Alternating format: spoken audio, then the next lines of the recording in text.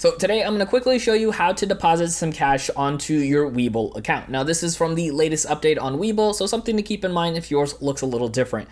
So we have our account loaded up here right now on the watch list, and what we're going to do is click the center bottom icon that looks like the Webull logo.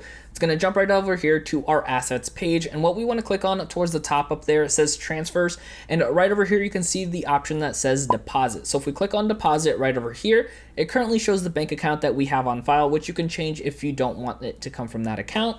And then you can go over here, type in the amount that you want. You can see the daily maximum that you can do, and then once you have the amount listed right there, you can click on transfer to Webull. Go ahead and check everything that looks correct, hit the notes box right over there, and click on confirm right over here for you to go ahead and submit that money to be deposited into your Webull account. Now I want you to keep learning more about how to utilize Webull, so check out this next video right over here on how to buy your first stock.